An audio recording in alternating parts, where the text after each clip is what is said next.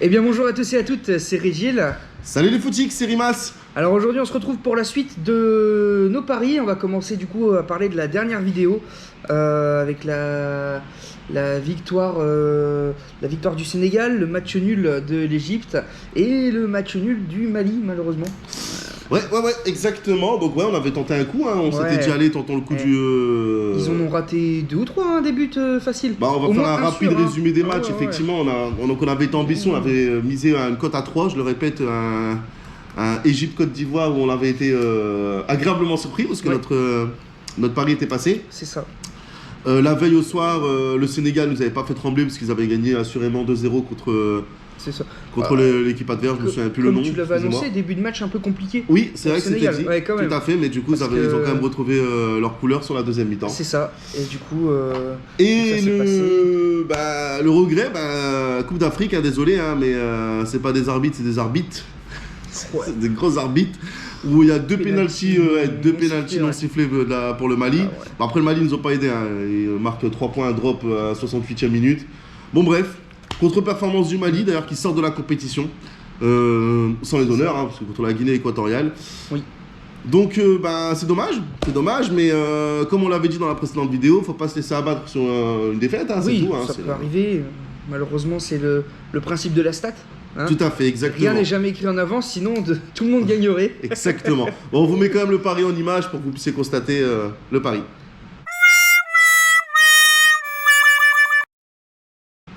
Et donc voilà, là maintenant on va partir sur les pronostics du troisième pari.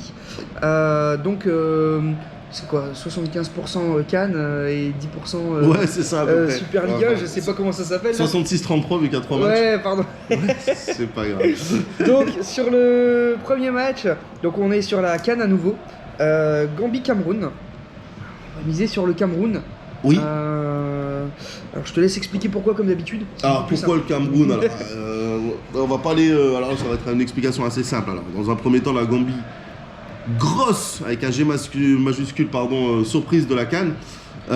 Honnêtement, sur ce tableau final là, jamais j'aurais pas parié une pièce sur la Gambie. Comme quoi, vous voyez, il y a quand même des surprises dans les pronos.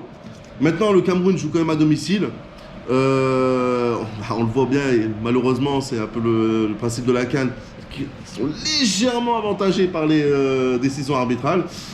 Donc du coup le Cameroun qui a quand même des joueurs voilà, il y a Boubacar qui est déjà à 7 buts, je crois 6 ou 7 buts lors de cette CAN, c'est pas négligeable du tout. Ouais, non, ils n'ont pas forcément utilisé trop de force, trop de ressources contre les Comores, parce que les Comores justement étaient à 10, ils n'avaient pas de gardien titulaire, je me souviens, c'est ce fameux match où le joueur de champ a joué dans les buts. Magnifique.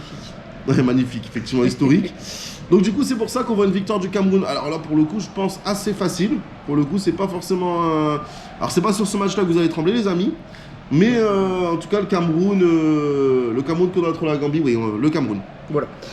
Sur le second match, on va partir du coup sur le Sénégal contre la Guinée équatoriale. En vainqueur Sénégal. Oui, Sénégal également. Alors là du coup on va pas se mentir, la Guinée équatoriale commence à nous faire un peu peur. Hein. Parce qu'ils arrivent à, avec leur cœur, avec leur âme, être quand même la surprise de cette CAN en soi. Avec des joueurs qui se révèlent, hein, quand même, le numéro 7 avec ses cheveux rouges.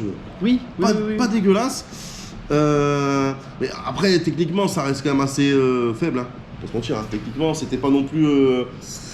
Et après, on a le Sénégal quand même. On a le Sénégal avec vraiment, comme on se l'était dit dans la vidéo dernière, avec des joueurs confirmés, avec des joueurs qui jouent dans les plus grands clubs européens. Ça va passer. On a des joueurs, on a Sadio Mané qui était quasiment dans les 5 finalistes du Ballon d'Or il y a encore 2 ans. Enfin, on a Idrissa Gueye, il y a tellement de joueurs, de bons joueurs, des jeunes joueurs, notamment Pape Gueye de Marseille.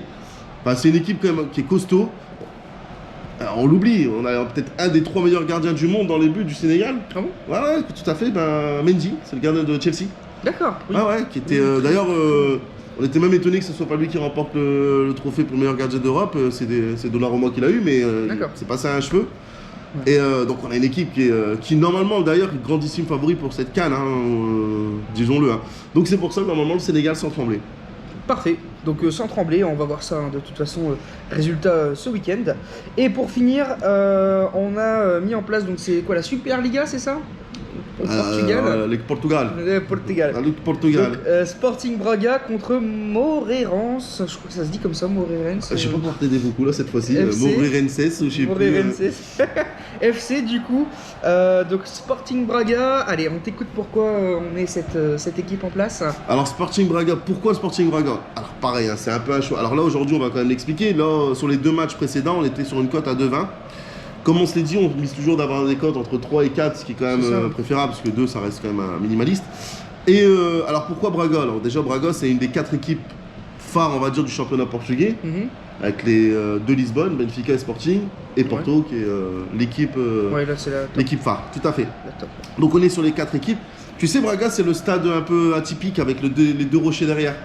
Donc en fait déjà de fait de savoir c'est quoi ce stade là, ouais, tu sais peut-être pas, mais ce qui est rassurant c'est que Braga en fait ils font régulièrement des coupes européennes, c'est quand même une équipe qui est présente en 8e, 16e, voire quart de finale d'Europa League. D'accord. C'est pas voilà, c'est pas non plus. C'est une équipe qui est plutôt solide dans la compétition en général. Exactement, qui est 4e aujourd'hui de son championnat. Donc, contre un Moreirense qui est 16e, il me semble, 16e ou 17e, qui est dans les relégables. 17e, ouais. 16 ou 17 si je ne m'abuse. Une équipe qui joue à domicile également, qui n'est pas négligeable. Donc aujourd'hui, c'est pour cette raison que le Sporting Braga me semble être les favoris. Magnifique. Donc là, avec un petit point d'interrogation, parce que de toute façon, on n'est jamais sur du 100% sûr, hein, ça serait trop beau, hein, sinon on serait déjà millionnaire. Donc effectivement, il faut savoir jouer, il faut savoir aussi prendre des risques, donc c'est un risque quand même plutôt amorti, hein, c'est pas le risque de l'année. Tout à fait. C'est pas le risque. Aujourd'hui aussi, il y avait d'autres matchs qui nous semblaient jouables, mais très délicats, notamment États-Unis, Canada ou encore Égypte, Maroc. Mais franchement, sur ces matchs-là, très compliqué à avoir comme résultat. Moi, je voyais bien les matchs nuls, mais c'est vrai que là, c'est un pari qui est. Là, par contre, on rentre dans du pari risqué, comme on a fait justement sur la cote à 8.